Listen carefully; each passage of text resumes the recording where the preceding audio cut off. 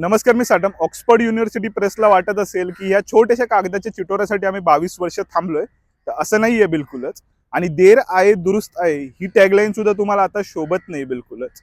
आणि हा ज्या वेळेला कागदाचा चिटोरा मी पाहत होतो ना, त्यावेळेला माझ्या मनामध्ये एकच वाक्य आलं, ते म्हणजे घाण करायची फाटीवर आणि त्यावर पाणी ओतायचं वाटीवर.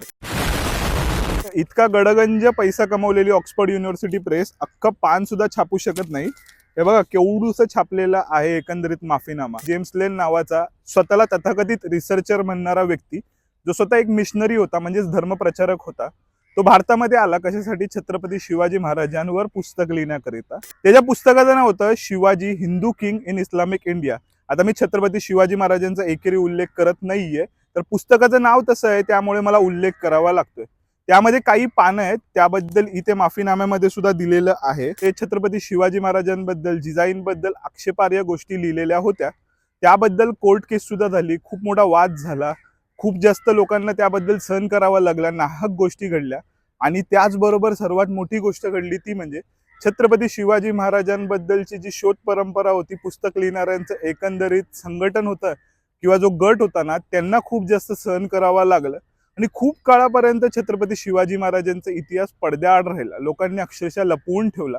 कारण ज्या प्रकारचा प्रतिसाद आणि पडसाद छत्रपती शिवाजी महाराजांच्या ह्या पुस्तकानंतर एकंदरीतच महाराष्ट्रामध्ये आणि भारतामध्ये उमटले होते, लोक घाबरून त्याबद्दलचं काम करण्यासाठी सुद्धा धजावायला लागली होती. पुढे जाऊन कोर्ट केस घडली, कोर्टाने आदेश दिले, एकंदरीत सर्व पुरावे आपण ठेवले आणि त्यानंतर त्या सर्व गोष्टी खोडून काढल्या जेम्स लेनच्या.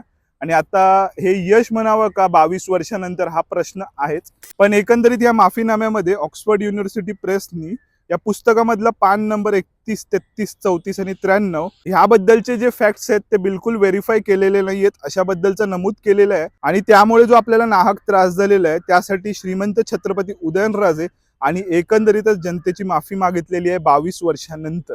जितकं जमेल तसं छत्रपती शिवाजी महाराजांचा प्रचार प्रसार करायला बिलकुल विसरू नका.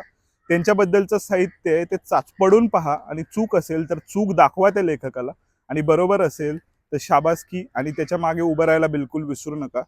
त्याचबरोबर या धर्मप्रचारक मिशनरींबद्दल मला थोडंसं सांगायचं आहे, ते म्हणजे तरी आकर्षणं तुम्हाला दाखवून तुमच्या धर्माचा आणि एकंदरीतच तुमच्या संस्कृतीचा लचका तोडण्याचा प्रयत्न करणार, जे या जेम्स लेननी सुद्धा 2003 मध्ये केलं होतं.